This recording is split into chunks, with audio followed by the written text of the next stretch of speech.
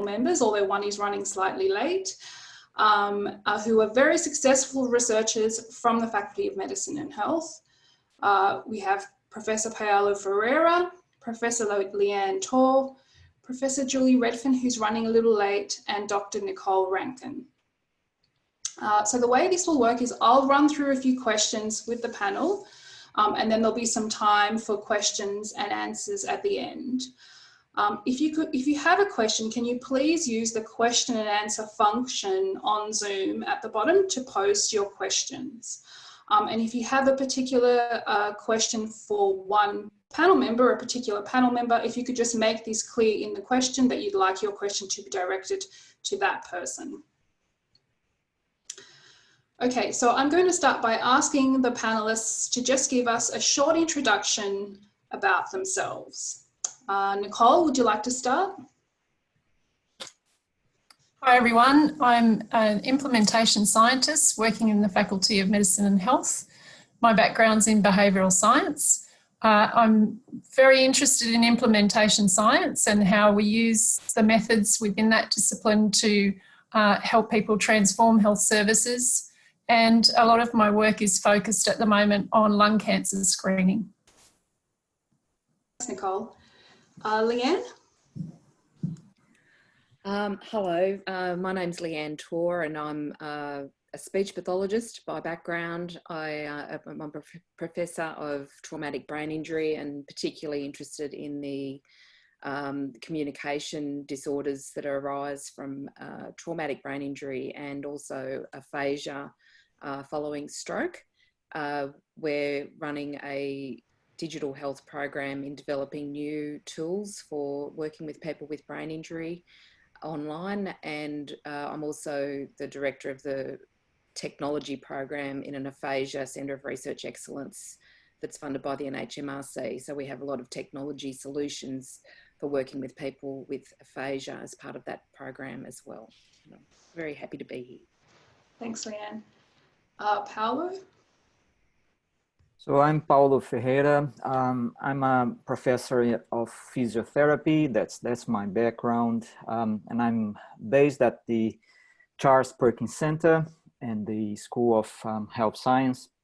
And my main field of research is musculoskeletal pain, mainly in the prevention and management of back pain.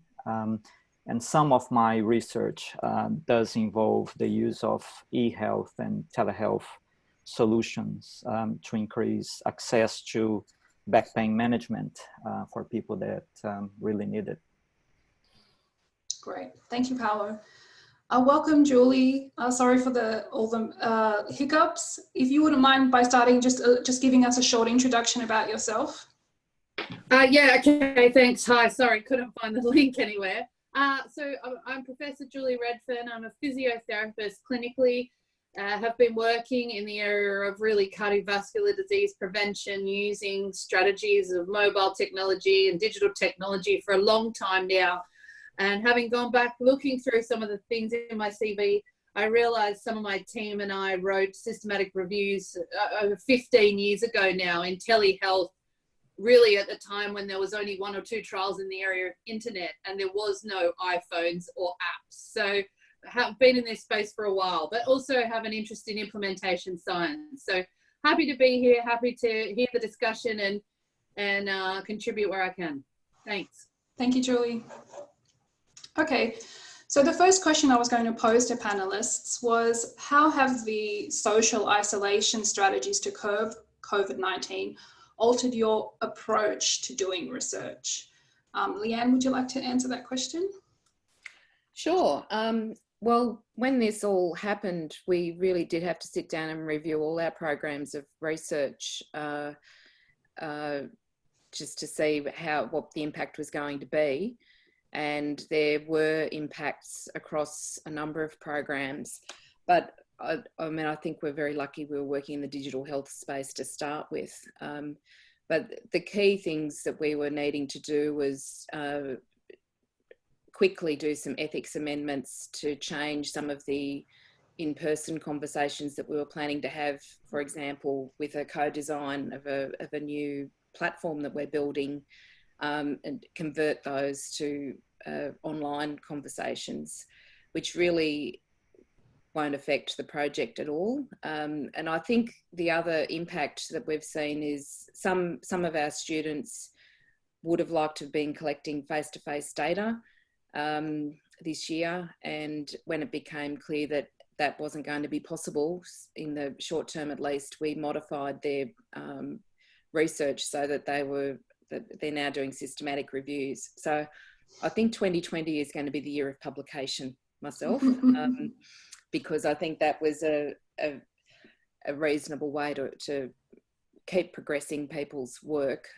without the need for actually needing to talk to people in face-to-face contexts. So you mentioned a co-design. Is that more, do you think co-designing something is a bit more challenging doing that over computer versus in person? You know, do you need a tactile type? Well, it's building a treatment platform, and so it's getting people to have a go at working in an online space. So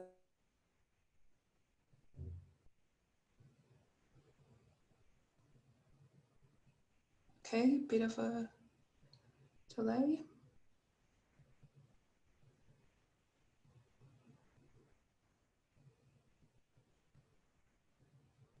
Okay. I might throw the question to you, Nicole, which is, how has COVID altered your approach to research?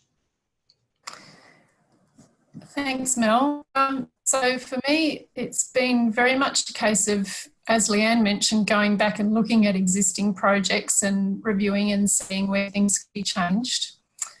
I mainly do qualitative research, and so it's been a bigger emphasis on thinking about, for qualitative interviews, about recruitment and strategies for how we might be able to reach out to people to get them enrolled in qualitative studies. And that's meant going and looking at ethics protocols that I've been preparing with my teammates around how do you actually step out approaches to first talking to people via SMS and text rather than recruiting people potentially by traditional means of letter or going into a clinic. So it's thinking through some of the logistics around those sorts of issues. The other thing that I've been challenged to do is to actually think about, well, in the next 6 to 12 months, running focus groups may not be feasible in the way that we've done in the past. So for designing some of those sorts of traditional ways of collecting information, it's really about what other methods are out there. So it's been going back and actually looking at the literature about where is there room for innovation in qualitative research methods. So that's been a great learning experience for me. And also I've been making some contact with a graphic designer and getting her input and saying, okay, if I wanted to go and test materials with people in a focus group, how can I do this in an interesting and innovative way using some graphic information? And it's sort of opened up a few new avenues for thinking about, well, if you are running a focus group, able to present information to people, what are some of the different formats that you could use? So that's been a real highlight for me in the last few weeks. That sounds really positive. Thanks, Nicole. Paulo, would you like to share your experiences about how your approach to research has changed?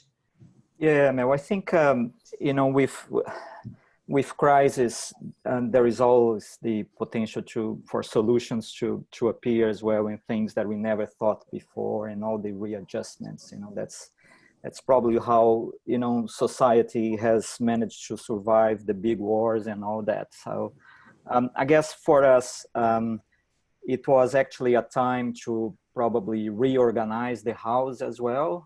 As we probably know, we all have, you know, big studies that run, and we always need to stop a little bit and take a look at how the processes are happening. So I think for us, what was possible to do during these times was actually do some data auditing process as well, and making sure that the data that we were collecting before were actually being done properly. So we had the time to do it now. because some of the studies, the recruitment had to park during this time, and we couldn't progress. So I think reorganize the processes for the trials and the studies was something that we were actually able to do now, and we were not before.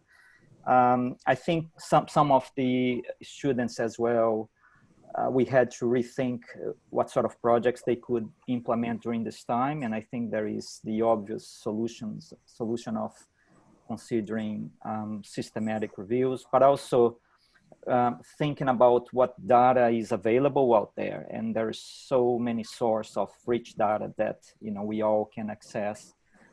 So we designed a study to look at the impact of some recommendations for low value care in physiotherapy and back pain using data from the UK Biobank, which has data from over 400,000 people in the UK. So I think it was an opportunity as well to look back at, you know, what is available in terms of big registries of data and big cohorts that we could access. Great. Excellent. Existing sources of data sounds great. Julie, would you like to add anything to that? Would you like to talk about how your approach has changed? Oh dear. Okay, that's good.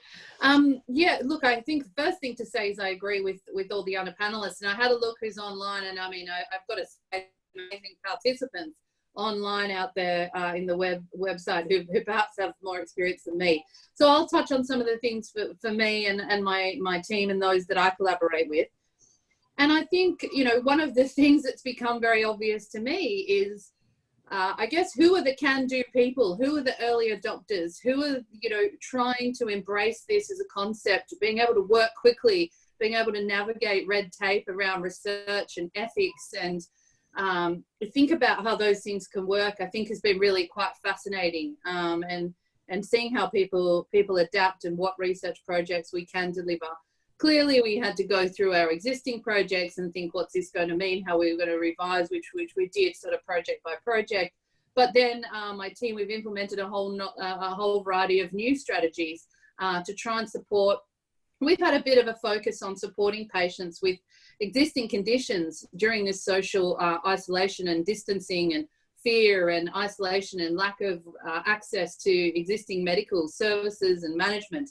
And so we've been trying to sort of close that gap and support those patients, and implemented a few initiatives in that space. You know, in order to be able to do that though, one has to navigate very quickly and rapidly the red tape that exists around doing research. And, you know, we've successfully been able to do that. But I think, you know, in some ways, I think this has really highlighted some of those issues. I don't think any of them are going away, but, you know, that's a challenge for this type of environment where we're trying to prioritize supporting patients, but navigating all that red tape. I also wanted to just touch on something that was raised earlier, and that is, I think one of the things my team has embraced, and I'm lucky to have a few people, a student Anna Singleton and a postdoc Stephanie Partridge, who are very creative. And I think it was touched on the issue of how we're going to communicate in an electronic environment or a technological environment. How do we recruit? How do we put messages out there? How are we going to get all this through ethics? You know, my team have been doing an amazing job making videos. You know, what do those infographics look like? You know, how on social media can you promote recruitment? And these people in my team have done an amazing job of doing that. And that's something that we haven't normally thought about. And we will, so that I think that's a really interesting area, and something that has the creativity, it's brought out people's creativity and new opportunities. And clearly that sort of approach is going to continue. So it's also, so that I think that's an area of interest and excitement. We haven't gone to graphic designers. We've used our own creativity and abilities to be able to do that. And I would say that Stephanie and Anna and others have created some amazing resources and videos very quickly in terms of that have been very effective. But you know, thinking about social media and general media in terms of recruitment has been interesting.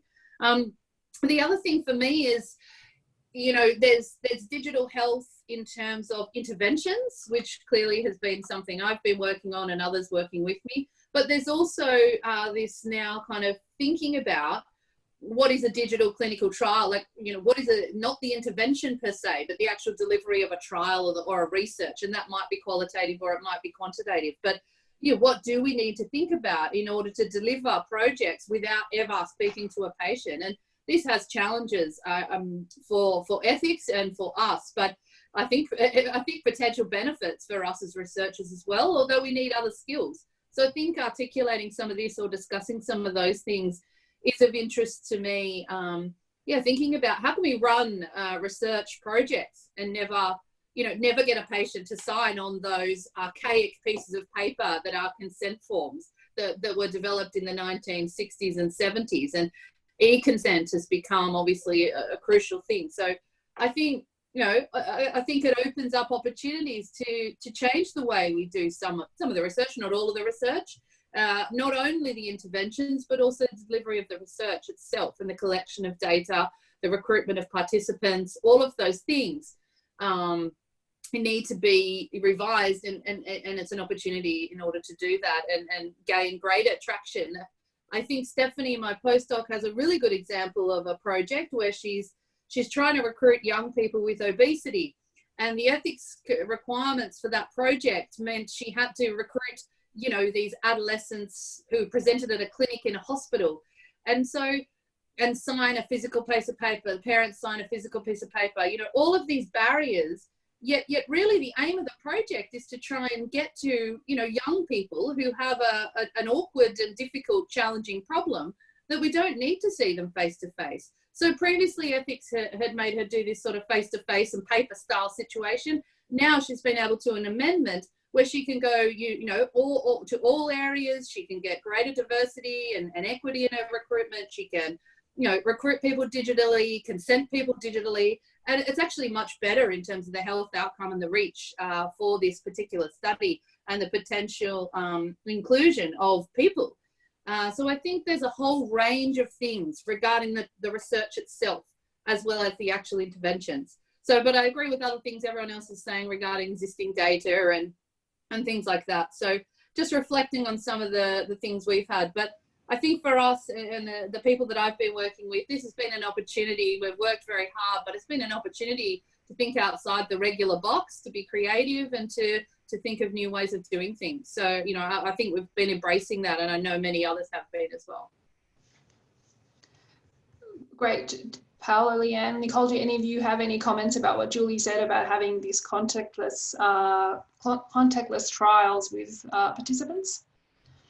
I think one of the things that we've been working with, particularly with people with aphasia who, you know, may have some communication problems as a result of their stroke or brain injury, just being able to adapt materials quickly so that they are aphasia friendly, and you know, really thinking about the digital health literacy of the participants that we're working with, and making sure that those materials are completely accessible to them. And I agree with Julie, you know, it's a lot of this has been done very quickly, but it's been, I think it'll have lasting benefits into the future. So, you know, I think it has been an opportunity that's kind of nudged us along into areas that we wouldn't have normally worked in before.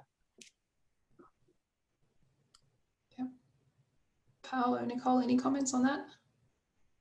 Just a brief one on the issue of e-consent, which I think it's one of those things that come as a solution in times of crisis. You know, we also have a trial that is delivered fully online, and we do collect the consent forms, you know, using a digital signature on an electronic platform. So that's one of those things that you do have to come up with in terms of solution for these times.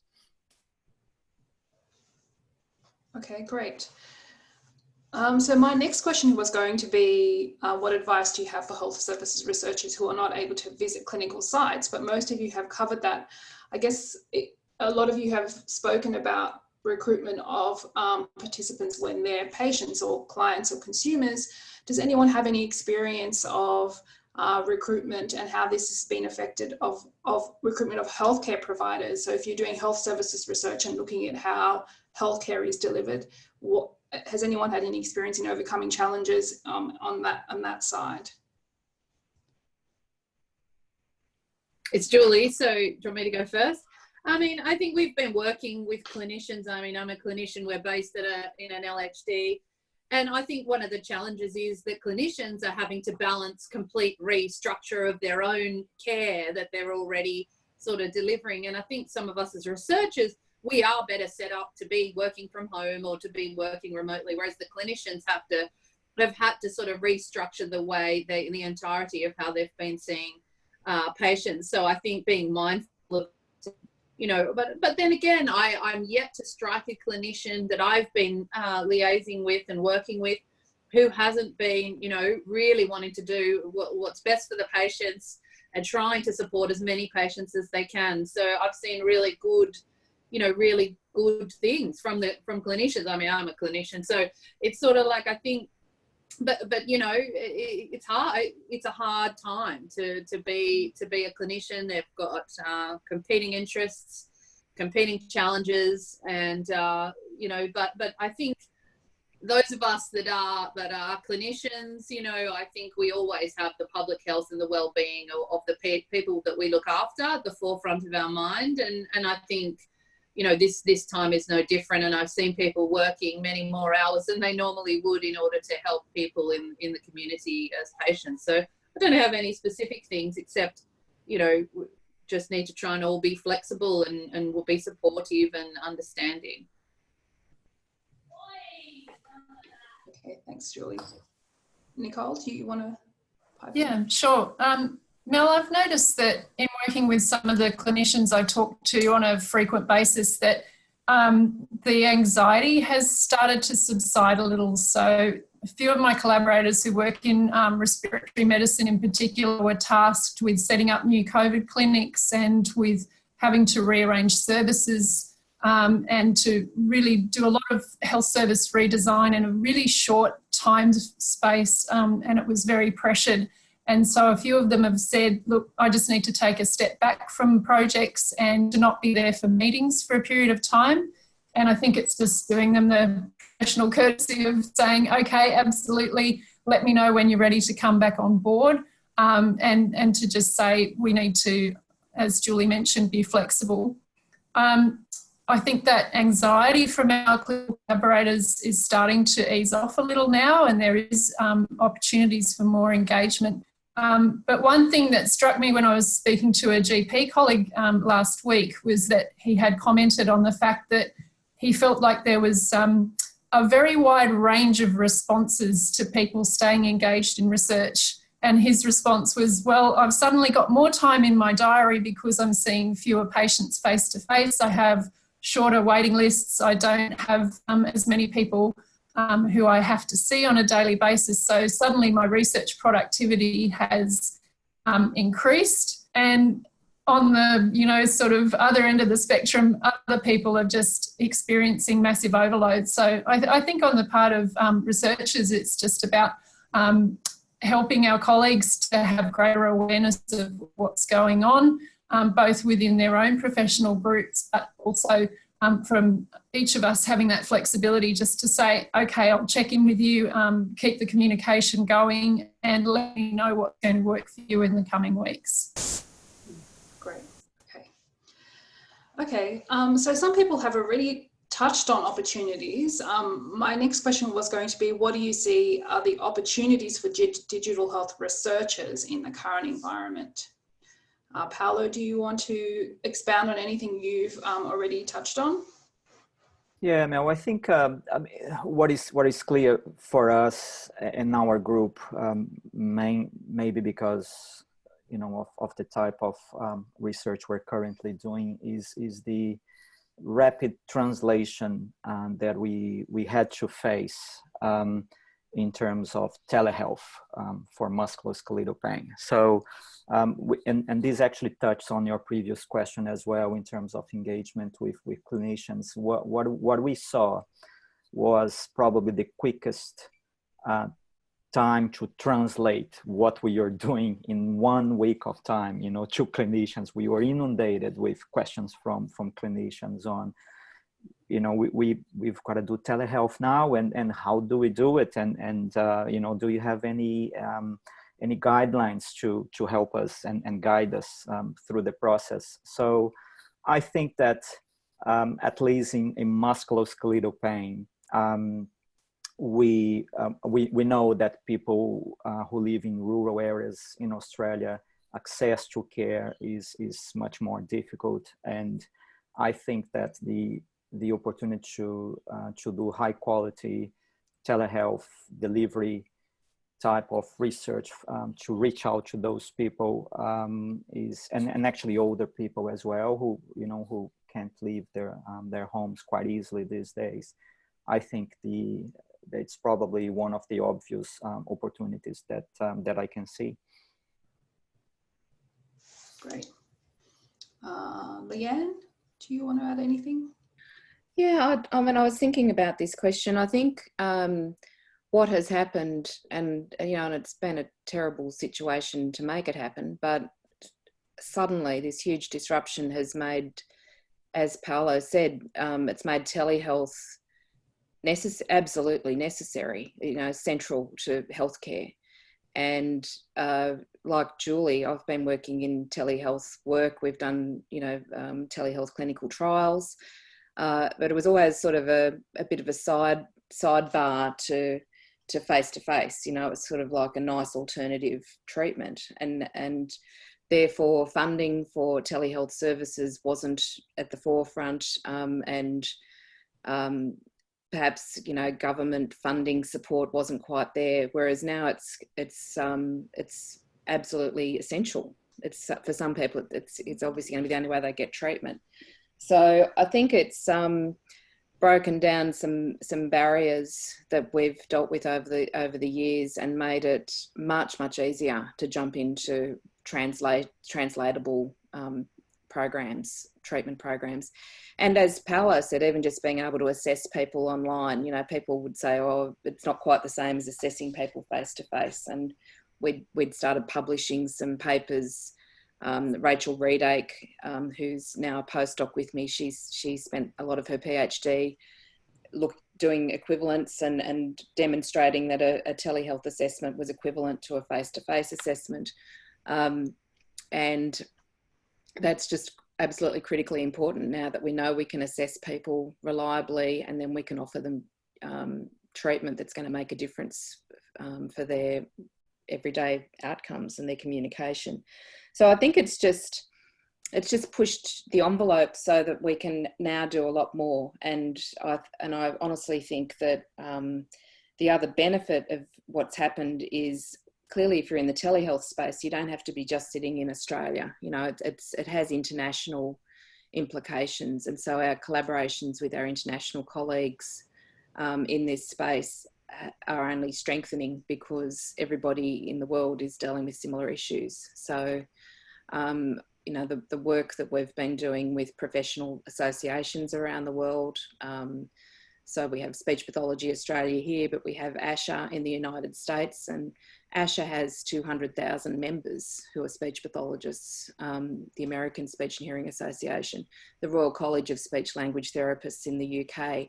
Everybody's dealing with how do we get treatment out there. And so there's been quite a lot of, I think, solidarity and communion between the clinicians and researchers to try and achieve good outcomes for people in you know, this ridiculous time that we find ourselves in. So it's been there's been a lot of opportunities, I think, and I think the world won't be the same again. You know, I can't see that we're going to go back to whatever business as usual was. I don't think it's going to.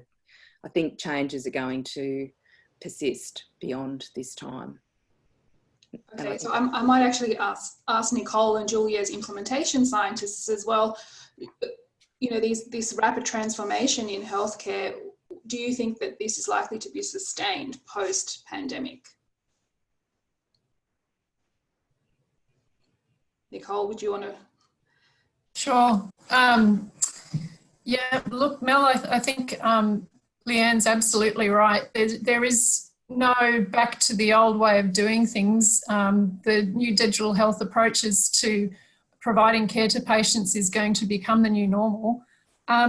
I think it's really interesting when you look at the implementation science literature, which is trying to grapple with the issues around sustainability. And when you introduce a new intervention, do you, or you know, maintain an intervention over time, do you see a voltage drop? Do you see that there's less efficacy in terms of the outcomes that you would expect for patients? And I think we can be using some of those dynamic frameworks about looking at change over time and how new technologies help to sustain interventions in a way that just hasn't been possible before. So I've been going back to what David Chambers, who's really an international leader in implementation science, has written about expectations about what he calls voltage drop, where we see that idea that efficacy or effectiveness of an intervention would fall away over time. And his proposal is, in fact, that we shouldn't be seeing that. We should see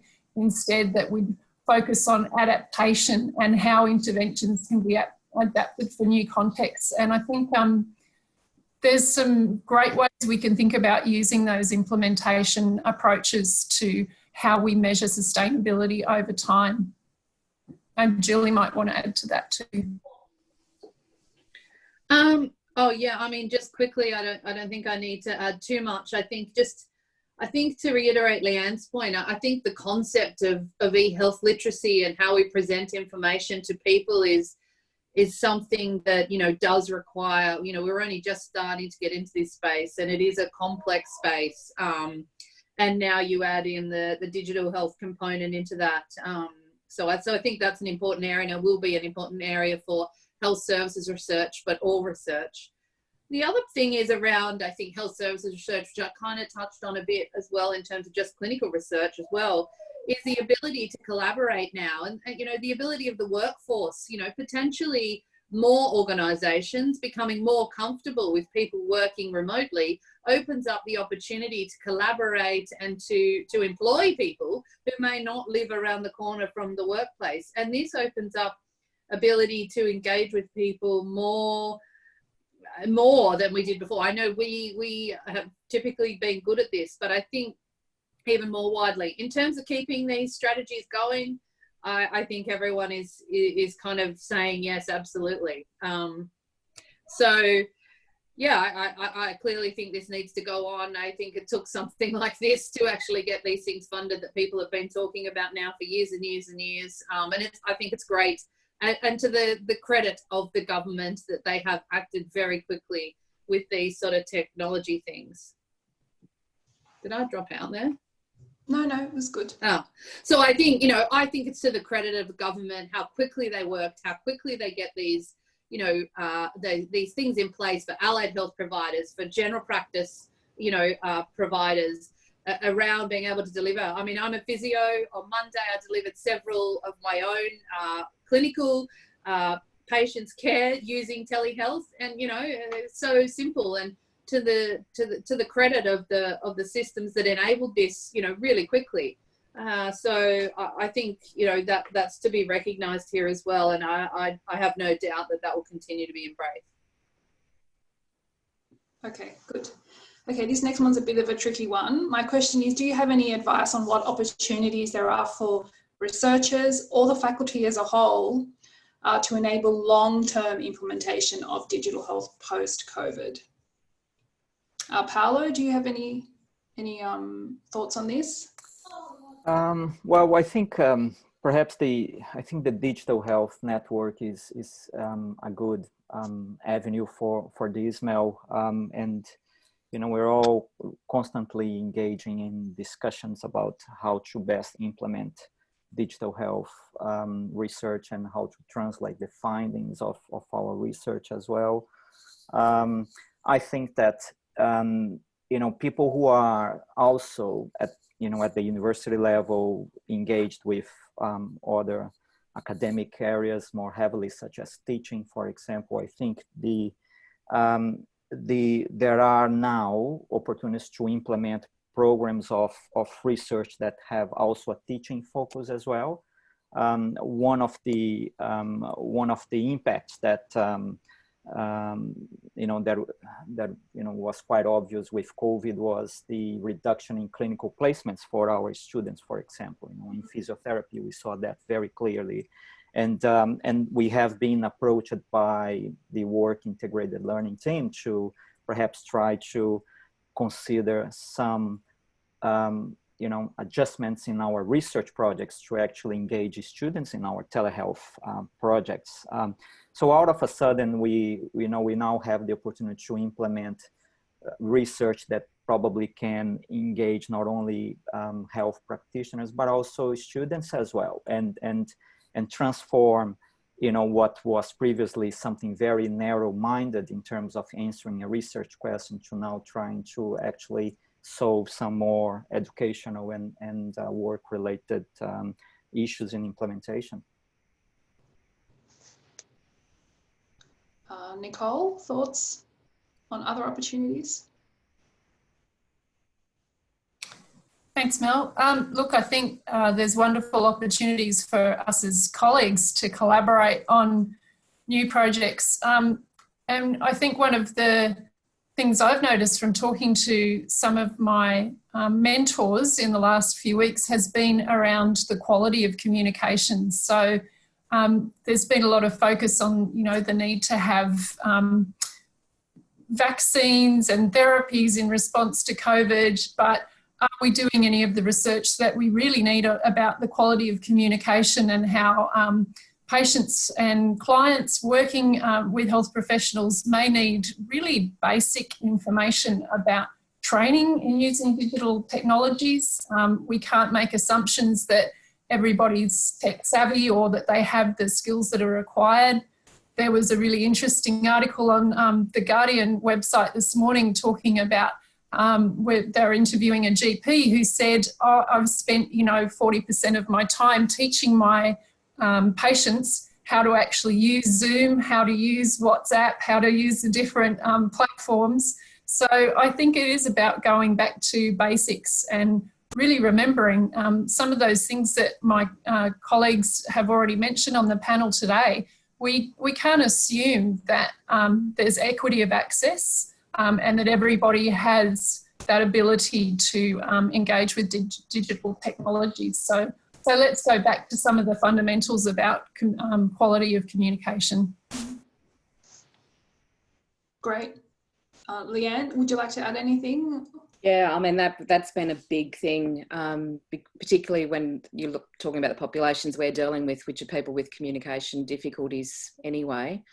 So modifying instructions so that they can access Zoom, for example, has been the aphasia CRE that I work with. We've now got a list of resources, and that was compiled in conjunction with the stroke CRE, and was work led by Coralie English, to quickly put together some materials and resources and information so that to facilitate what you're talking about, Nicole, which is that capacity for online communication.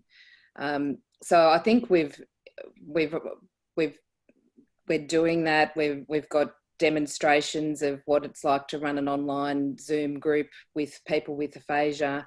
So there's been lots of activity, and they're things that we couldn't have ever imagined. I mean, if someone had said to me, you're going to put together a group of people with aphasia who can't communicate, can't talk, and have them engaged in an online Zoom group, it just seemed like it was just a very difficult task, whereas now they're happening all over Australia. And so I think, and around the world. So I think we're, once you get people with that basic literacy, it just opens that door to services that they otherwise just wouldn't be. It would be just exacerbating the social isolation that they would be experiencing. In terms of the other part of the question you're asking, which is about long-term implementation, I think for me, it's working at that higher level of developing good relationships with our professional associations, with government agencies, being there when they are planning future policy developments in this area, being involved with, you know, the Ministry of Health and in New South Wales. And, you know, for me, it's Speech Pathology Australia and the other speech pathology associations, but also, you know, the International Brain Injury Association. I just was sent a document this morning from the World Health Organization about rehab considerations during the COVID-19 outbreak, and what do we need to be thinking about. So I think being really engaged and aware of those other groups that are developing policy directives is really important for us, because this isn't going to be over in 3 months' time, I don't think. So I think we're looking at, you know, well into 2021 where we're dealing with these issues. So I think we need to be working in tandem and being informed by policy as well.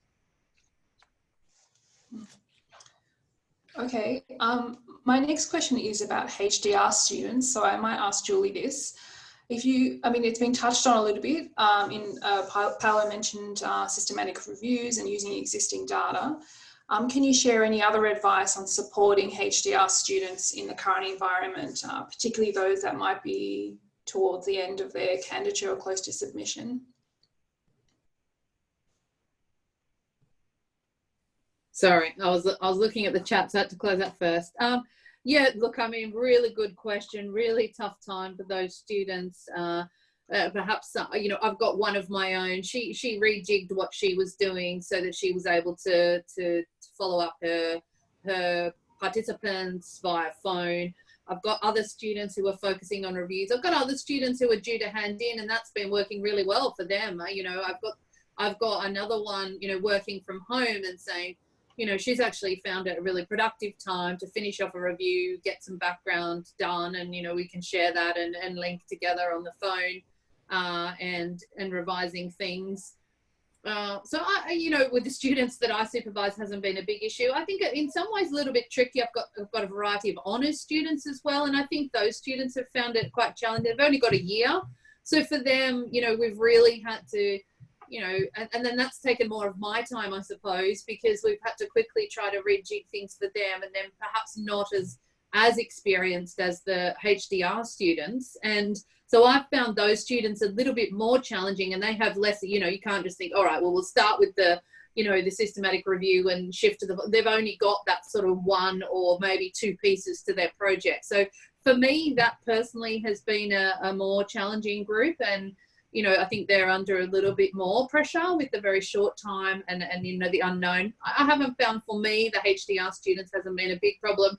I guess just refocusing their energy and attention to things they can do. You can always kind of maneuver what they're doing to a certain extent, but clearly I don't, I'm not a basic science researcher. So, you know, those students that work in that area have, you know, very different and very significant impacts on some of the work that they do, where they can't ring up their participants like we can. So yeah, I mean, I'm interested to hear other people's thoughts, and maybe if we can, I see there's a comment from Cam Wong, who works within my team, and I think it'd be good to come back to that, where he's talking about device companies, but that's a different topic. Anyone else have comments about HDR and students and how we can support them?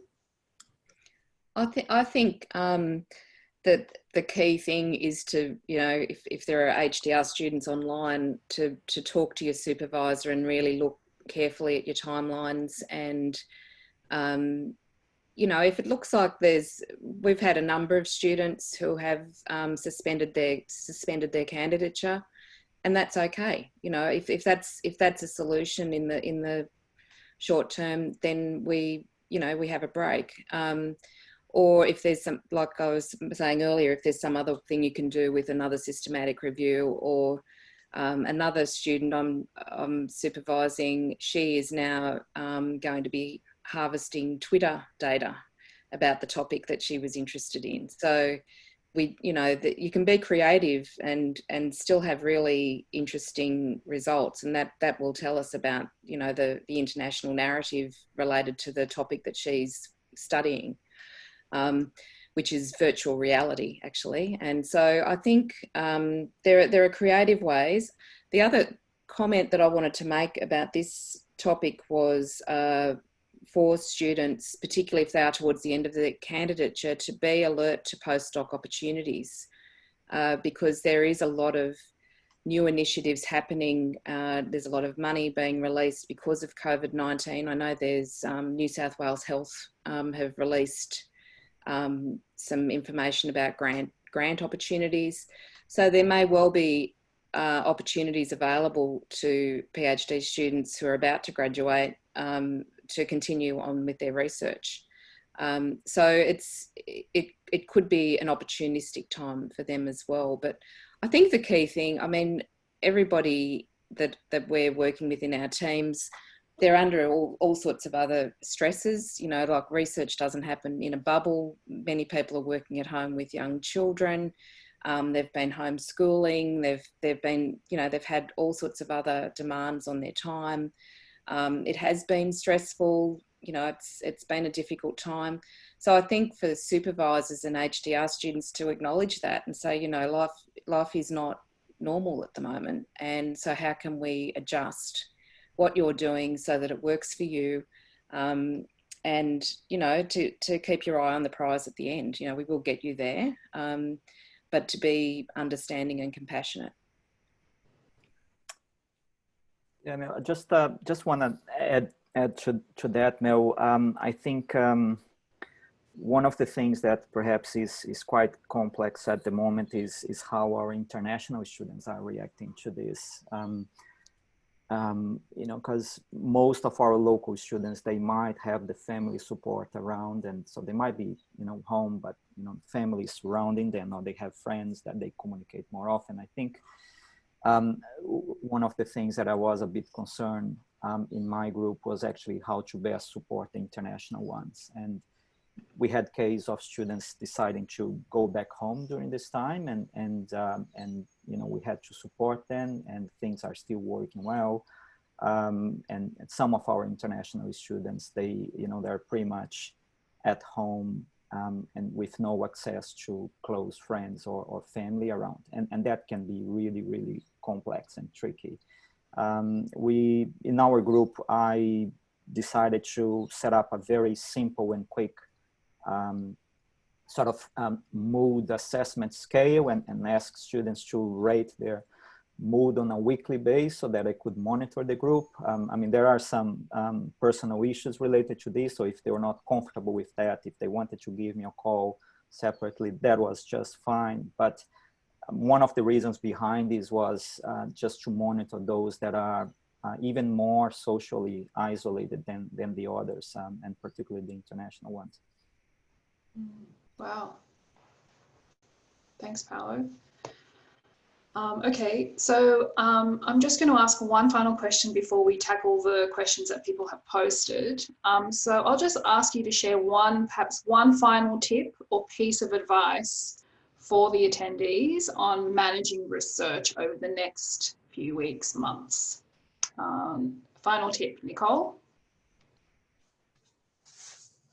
Mel, it would be to say to people to pace yourself, like give yourself permission for a bit of wriggle room. Other crises are going to intervene in, excuse me, in your research. Try to be kind and gentle to yourself, not giving yourself too much of a hard time if things don't exactly work out as you would like them to do. I think we're all learning to exercise a greater level of tolerance and patience, and certainly for the HDR students and for people who are completing projects, I think supervisors are particularly conscious of supporting them. So go easy on yourself. Okay, that's a nice tip. Leanne?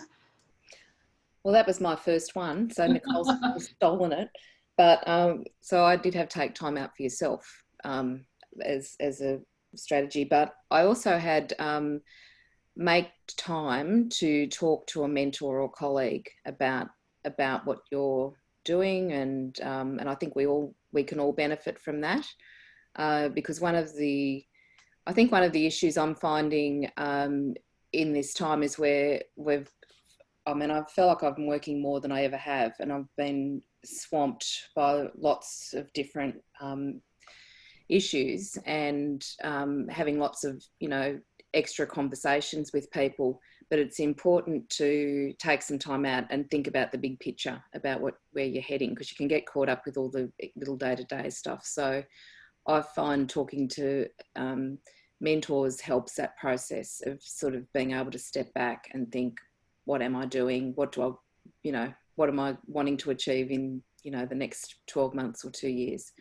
So, reaching out and having conversations with your colleague, once a month, or it doesn't have to be every day, but just being connected, I think is really important at this time, particularly because we're not having those conversations in face-to-face. We're not running into people in the office at the moment. So we do need to actually set aside that time and make appointments and have those conversations. Okay, Paulo, final tip? Look, Nicole had the best advice. It's hard to beat that one. I think, expect the research output to be lower at this period of time. I think is crucial. We are seeing that, and it's okay. But maybe the second one, I think, would be to maybe take this time, if you do have some extra time, because we're not commuting, we're not, spending 2-3 hours a day, driving or in the train, is maybe use the time to dig a little bit deeper into what is possible to do with what is available. And we came across some very interesting research designs that can be implemented with big population available data, looking at the impact of something that has happened in healthcare. We can look at what a previous guideline has, how that guideline has impacted on healthcare, when we probably have data available for that. We can look at a particular policy in time and examine, what happened before and what happened after that particular policy. And there are beautiful research designs out there. We just came across a very interesting, I think they call it regression analysis type of design, which, you look at the patterns of health behavior before and after something that is impactful, such as COVID, for example. And we can probably all do that with, data that is available in platforms and that the government probably has. Thanks, Paulo. Thanks, Julie. Okay, me, I was getting nervous because I'm thinking, okay, what if they take my ideas? So it's not good to be last, but I clearly agree with all of those, and perhaps good to follow on from Paulo. I was going to say big, obviously need space for yourself and that sort of thing, but I think try and be creative. So, use the time to be creative, because I think that's stimulating, it's positive, as researchers, we need to be creative. We need to have sort of ideas and play around with different things, try and look at different ways of communicating information digitally. And I think actually creativity, as the academic lead for research and development in the Faculty of Medicine and Health, one of the things I am trying to facilitate amongst the early mid-career researchers is some kind of program around creativity. Because I don't think we can do good research and adapt in times like this without being creative. And I think it's something that generally invigorates human beings, keeps us motivated, not all of us, but, whatever creativity that might look like. So building on what everybody else said, but also, try and think creatively and leave a bit of creative thinking space. Great, excellent. Okay, so we've had quite a few questions in the question and answer and chat, and actually Jack has been fielding them to me to make sure there's no overlap and things. So I'm just going to go through systematically. They might be a little bit outdated now because they were asked earlier, but we'll see how we go.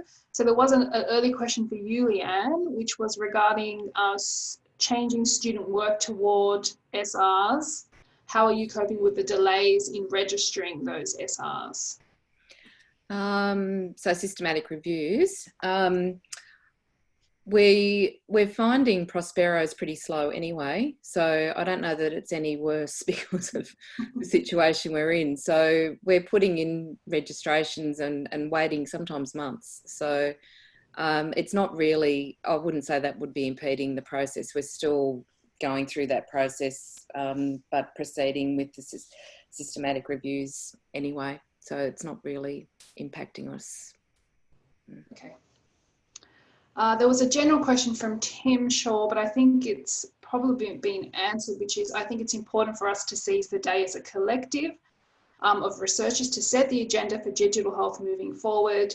There has been a massive acceleration in digital health, and we're all well placed to influence the ongoing uptake and evaluation of these programs. He just wanted the panel to think how we could do that. Does anyone want to add anything to what they've said?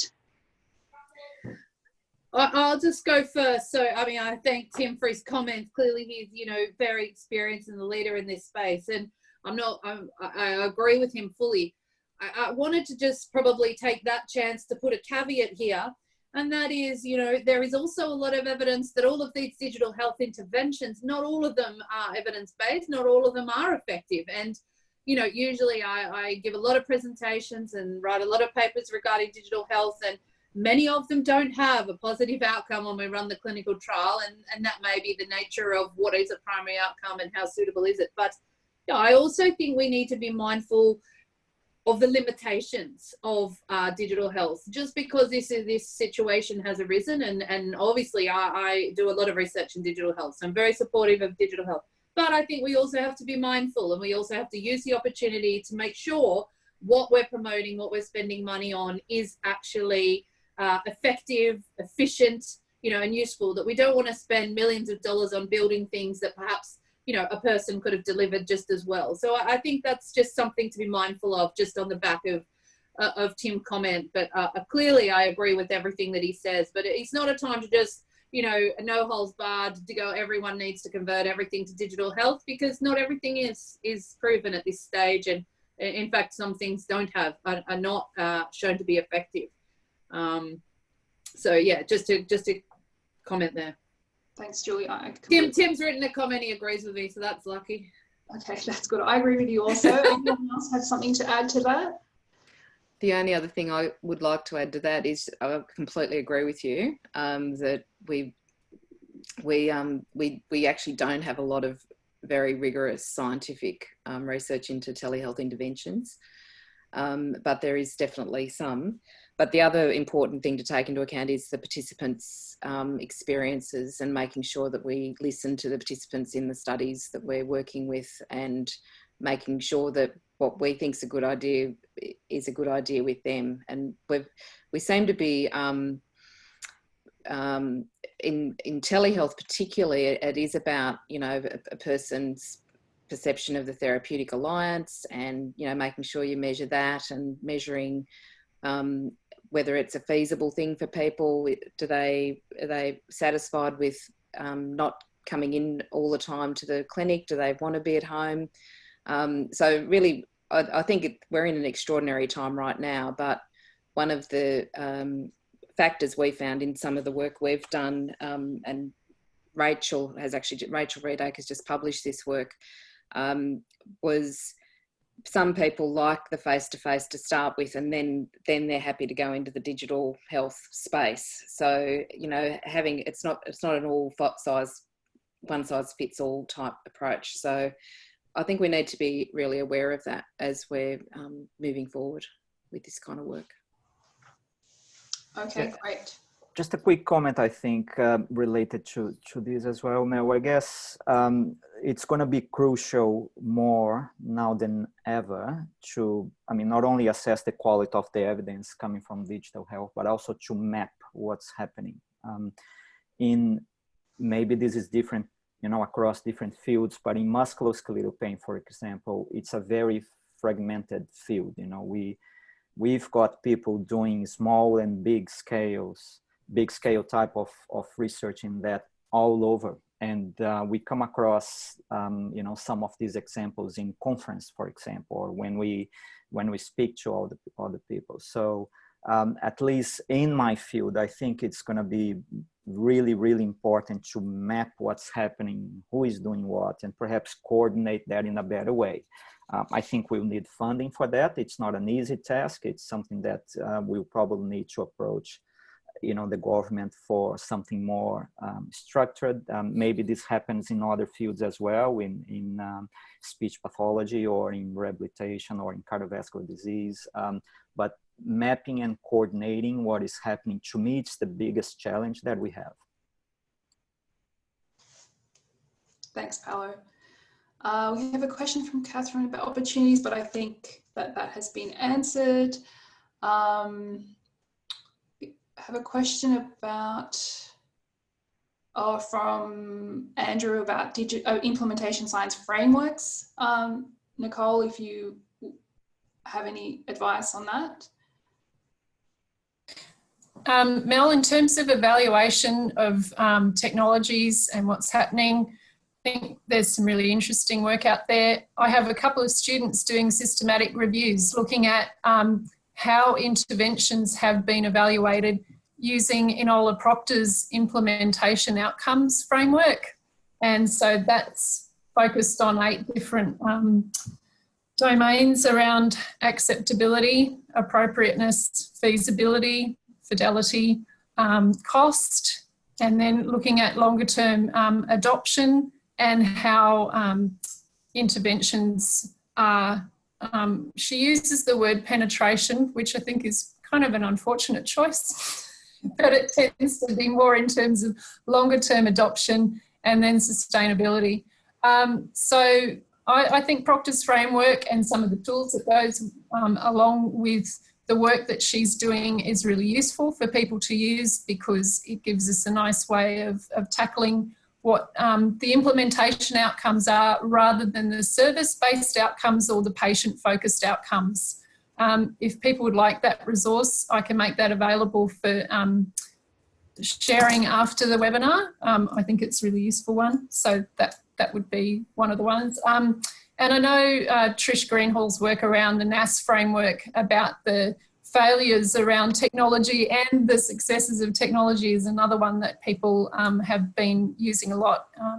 So that's another one to actually delve into in more depth. I think in terms of the implementation science as well, just to add to that, I mean, reach and sort of equity and diversity, I think, is something we need to make sure we're thinking about. So yeah, how wide can we reach? What are the barriers and enablers to that reach? So just adding on to that, you know, to accentuate that. And Andrew, I think, you know, obviously very important to think about the frameworks and things like that, but how we can make sure we evaluate reach and therefore things related to equity as well related to that. The digital health, you know, really opens up that opportunity. As I mentioned right at the start, you know, the limitation of research where we can only recruit people coming into a hospital clinic versus having the ability to just go wide through social media and digital mechanisms completely changes the entire reach of the process. So yeah, I think but then again, reach may have limitations and equity issues. So that was just my only addition in terms of the implementation science framework there, but yes, very important. Thanks, Julie. Cam had a good question there. Don't forget that one, Mel. Yep, I was just about to get to it. Sorry, I skipped it. About collaborations with digital device makers that need to reach out to targeted groups of people remotely. And he gives an example of Aleph Core Cardia, who's advertising that they can provide support to clinician researchers to monitor their patients' ECG parameters using their handheld device. And then the question is ethics. Anyone want to mention? So I think Cam, I'll go first. So Cam is, you know, raising an interesting issue, and you know, if Tim was able to speak, I'm sure he would want to say something here as well. I'm going to put a caveat on Cam's question about potential conflicts of interest with some of these companies. So at the moment, there's positives with potential collaborations with these organizations, but rushing things through without thinking about conflicts of interest, I think, is important. I mean, I've said it many times at many conferences regarding digital health, including at, you know, World Congress meetings, that, you know, we are so careful regarding conflicts of interest with pharmaceutical and industry. We're not so cautious and aware of conflicts and interest when it becomes to digital health companies.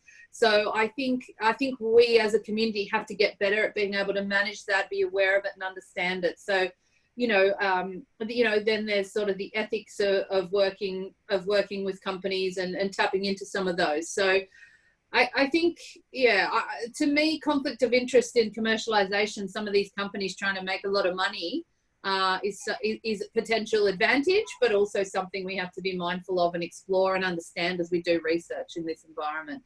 But these potential devices obviously give a lot of opportunity. So so sort of embracing that with caution and consideration around boundaries of conflicts of interest and ethics. And I thank Cam for raising the question. Okay. Others may have more. Does anyone else want to add a comment to that?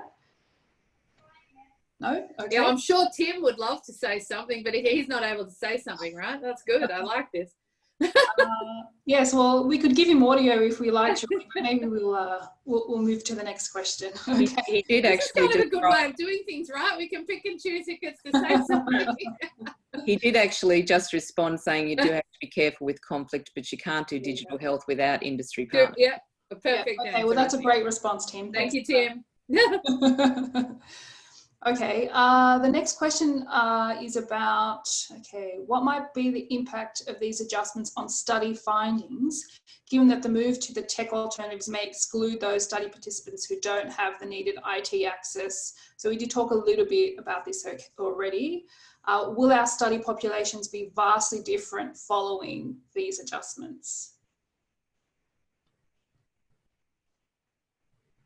Anyone want to comment about that? Are we going to be looking at different populations now? I think the work that we've been doing, I'm completely acutely aware of potential inequity for internet access and computer access. We've built in access to equipment in our grants so that people who may not have those resources do get access. So it doesn't affect the studies that we're doing, but we're also designing platforms so that they will work on your smartphone, because we think that most people carry a smartphone. Once again, not everybody does, but it is something that we are aware of, and we certainly, and granting bodies are aware of that too. So they will ask the question about whether people will be excluded because of lack of access, and we just make sure that people all have access. Yeah. Nicole, you want to add something? Yeah, look, I think Leanne's really nailed it in terms of that issue. I think one of the challenges for us is actually knowing how we reach the population that we're interested in. So for me, one of the big topics I'm going to be looking at in the next 6 months is reaching out to people aged over 55 who are either current or former smokers, and to ask them about lung cancer screening and whether they'd be prepared to, engage in a screening program, some of those challenges. So in terms of thinking about how I'm going to reach that population, instead of the traditional methods of going perhaps through my colleagues' clinics or going through hospitals, I've actually had some conversations with a PR company about how they reach out to Facebook groups. And there's a bit more anonymity for people, particularly around this shame and stigma to do with either being a current or a former smoker. But it does take, I guess, a little bit of lateral thinking. So I'd just draw back in Julie's point that she was making about creativity. Sometimes the solutions that we go to as our routine way of thinking about recruiting participants and reaching our population might have to be things that we rethink quite carefully. So don't hesitate to reach out to people and ask them about how they're coming up with some of those solutions. For me, the issue with reaching out to a colleague from a PR company was just there as an opportunity, because she'd asked me to do some media before for the Lung Foundation Australia. So I was actually able to go back to her and say, oh, can you do me a favour and tell me about how you do that reach with Facebook groups? So don't be scared to call on some of your other collaborators outside of academia. Thanks, Nicole. I was just going to comment now that, it's definitely an extra level of concern and bias, I think, but, we probably need to be mindful that most of our research already suffers from bias anyways in terms of consent. People who tend to participate in research are the ones that are motivated to improve, and we tend to leave out the ones that don't want to do anything, don't want to participate. So it does add an extra level, but we need to recognize that we already suffer from this bias issue, I think, in our studies. Yep. Okay, thanks, Paulo. Okay, so we have a couple of questions from Annan, who said, great question about recruiting health services and participants. Any advice on how this can be done without prior relationships or trust? That's a bit of a hard one. That's a good question. I think if there's one thing that I've learned over all these years is your relationships with people and the things you've worked on together and having runs on the board of making a good team with people and delivering good things is one of the most important ingredients in being able to do good research, no matter how much we don't really have time allocated to it. So I think that is actually a really, really good question. One of the things that for me, I'm very sick of the Zoom.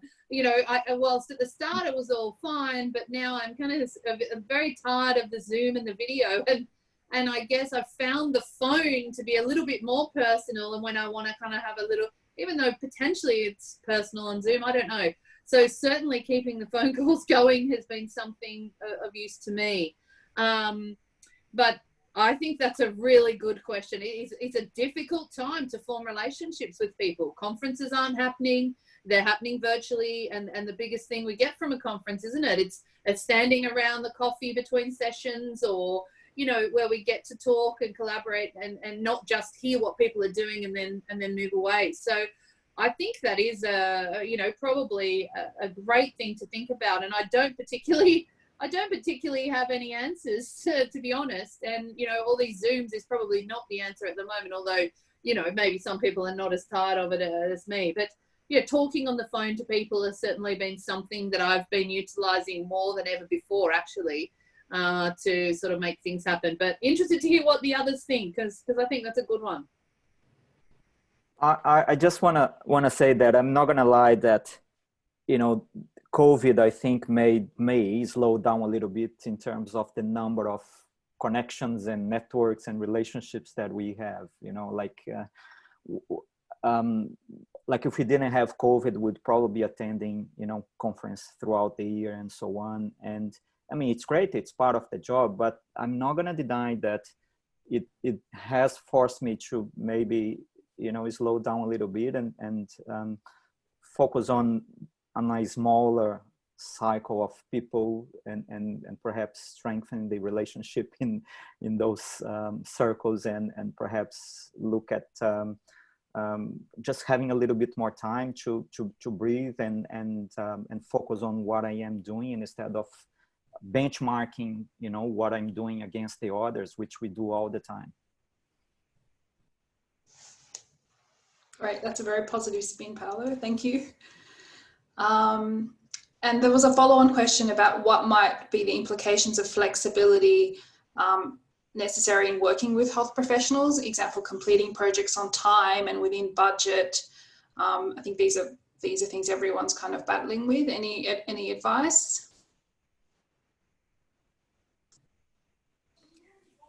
I think that's a good question as well. And, I've got my son upstairs, people have got their dogs and their cats in their Zooms and, it's a challenging one. I think it'll be nice to have the kids back at school in a way, although, I've been making sure that I go walking with my son and things like that. But, I'm hoping that, as I mentioned before, I'm hoping that workplaces will be able to, employ people potentially who may or may not. I actually live a long way from the University of Sydney, and so not having the commute has been great for me. But if we can work together with people just because they don't live near where we work or we expect them to come into an office every day, we open up our opportunities to work with more amazing people. and rather than being limited to people that live, you know, within half an hour of the workplace. So, and I think giving people that flexibility, you know, and hopefully, you know, people embrace that and are productive in that time. You know, for me, I see it as a win and an opportunity to you know, really potentially not just work with, but employ. Cam Wong, who posted that post before, I mean, he lives in Bathurst, so, and he works in our team. He's a student in our team. I think he travels, he can't talk, so that's nice, but he travels, I think, once a week typically. And, you know, I guess he tries to use that time effectively, but now, you know, he you know, it's fine. He can just be at home and has more time. So, yeah, I think it's challenging sometimes working remotely, but then there's advantages for the people that can do it well. And I see it as something to try and embrace and expand the people that we can work with and the opportunities of working together and potentially employing someone who don't live around the corner. There was another aspect to that question, I think, about delays to getting research done and meeting timelines and things. Yeah. And my experience with that is that if it's at all possible, you have a good relationship with your funding agency and that you can have those discussions. And you know, we do a lot of work with iCare New South Wales, and we have our own investment manager that we deal with. And so if things had to be shuffled a bit in terms of what we can do when, we've just sort of changed our schedule around of when some activities might happen. So I think being aware of flexible solutions to still achieve the outcome, you know, by 2022, you can achieve that by and being flexible, or maybe putting some things on hold and thinking, well, we clearly can't do that till next year now. So what else can we do, and what can we bring forward? Which I think everybody's doing that in their workplaces generally. But I think having a good relationship with your funding agency, if it's a grant and things need to be changed around, is really critical. Thanks. Can I quickly touch on the issue that Julie was addressing, which I think is really, really, really important and fascinating. And I guess we don't speak too much about this, and that is the impact of digital health on potentially reducing inequality in the workforce.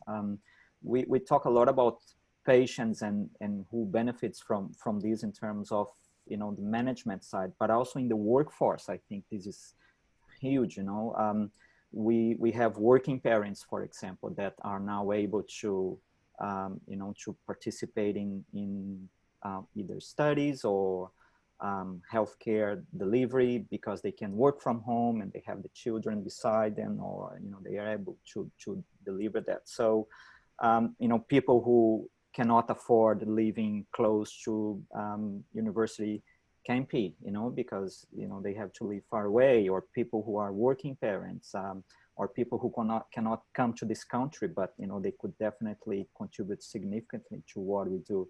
So I guess potentially as a network, we could even think about something in the future to assess the impact of you know, digital health on reducing inequality in the workforce as well. I think that's an excellent comment, excellent suggestion, and it's an opportunity. You know, as you say, Paulo, you know, it's not just about the patients and getting to the patients and the health services.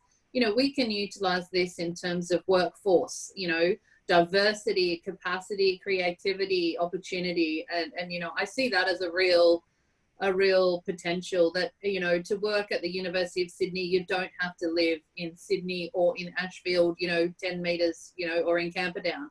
You know, you can live various other places. And the University of Sydney, for example, is very flexible with this. Other places, not so much. So I'm hoping, you know, I think we already have quite a flexible working arrangement, but I've worked with, you know, some brilliant and fantastic people, and being able to embrace that is a real possibility here. Thanks, Julie. Thanks, Paulo. Okay, so we're running out of time, so I'm just going to maybe ask one more to wrap up. So this one's from Kathy. Does this new way of thinking better focus our attention on high value care? Do we think more about what we are doing and whether it is truly efficient and effective? Who wants to tackle that one?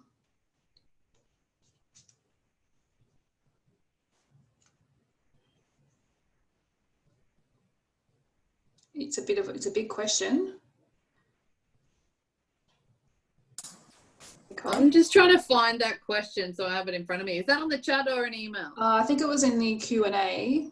So the question is, does this new way of thinking, so referring to telehealth, digital health, better focus our attention on high value care? Do we think more about what we're doing and whether it is truly efficient and effective?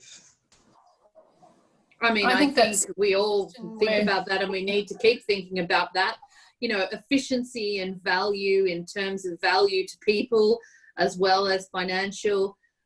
You know, some of these strategies and some of this digital health is efficient and cost effective. Some, you know, it costs a huge amount of money to build and run and manage these things. So absolutely, I think we need to think about efficiency, and we need to think about efficiency in terms of patients' sort of, you know, needs and requirements and engaging people and all those sort of things. Just the old saying that, you know, people have said for a long time now is build it and they will come.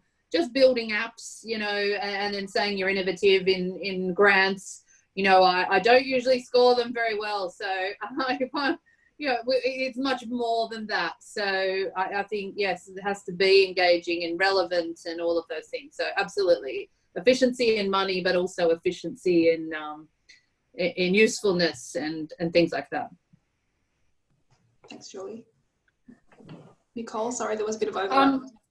That's okay. The one thing I would add to Kathy's comment is if we can have useful ways of evaluating what is high quality care or high value care, I think it will make in the long run it easier for us to tackle those sorts of questions. So do we see reductions in low value interventions? You know, do we see things falling away that people no longer need to engage with? But it's also about that reform of asking for governments and policymakers to engage in dialogues about do we actually reimburse for interventions and for health programs that are of high value? You know, do we need to rethink some of the activity-based funding? Does it instead need to have different frameworks in terms of how much value and energy people place in care? So I think there's a long way to go in that discussion, and we're only just getting started in some of those ideas with reform to healthcare services. Thanks, Nicole. Okay, so it's right on 1:30, so I think we'll probably have to wrap up. Just a huge thanks to all the panelists. It's been a very excellent discussion. Thanks for giving up your time. Thank you everyone for attending. Big thanks to the eHealth and Healthcare Delivery theme in the School of Health Sciences, because they've hosted this event, and the DHIN for co-hosting. And a huge thanks to Jacqueline Wells and Anna Jansen for organising the event. Thank you everyone, and enjoy the rest of your day. Great sharing. Well done and good luck, everyone. Bye. Thanks for great sharing, Mel. Yeah, That's great. Thanks, Mel.